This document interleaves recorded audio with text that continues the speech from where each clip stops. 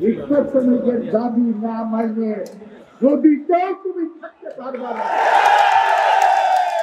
সংস্কার কি করবা না করবা সেটা আর একটা বিষয়, কিন্তু আমার রিক্সা শ্রমিকের বিরুদ্ধে যে ব্যবস্থা নেওয়া হয়েছে সেটাকে প্রত্যাহার করে তাদের জীবন জীবিকার নিশ্চয়তা বিধানের সিদ্ধান্ত আগামীকাল কোর্টে হোক আর না হোক আজকে সরকারের পক্ষ থেকে সিদ্ধান্ত নিতে হবে। তা না হলে পারে যদি এটা না হয়, সরকার না করে সংস্কার না করে নির্বাচন দিব না।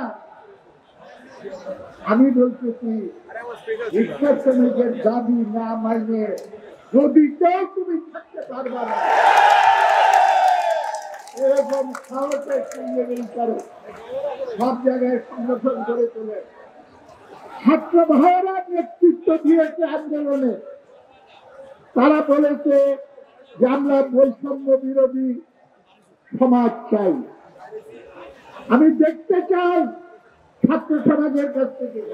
আমিও ডাক্তার ভিপি ছিলাম ঢাকা বিশ্ববিদ্যালয়। স্বাধীনতার পর প্রথম যে ইলেকশন হয় সেই ভোটে আমি ভিপি নির্বাচিত হয়েছিলাম।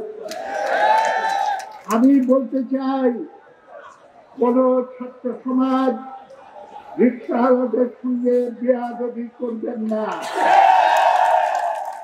আপনার বাপের বয়সী রিক্সাওয়ালাকে তুই তুকারি করে কথা বলা চলবে না।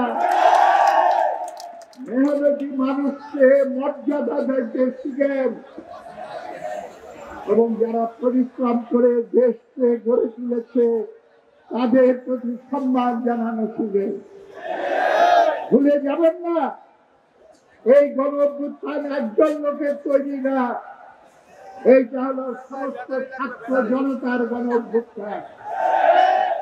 সেখানে রিক্সাওয়ালার রক্ত আছে, গার্মেন্টস শ্রমিকের রক্ত আছে। তাদেরকে বঞ্চিত করে বৈষম্য বিরোধী স্লোগানের কথা বলে আপনারা এখানে মধ্যবিত্ত শ্রেণীর বুদ্ধিজীবীদের রাজত্ব কায়েম করলে বৈষম্য দূর হবে না।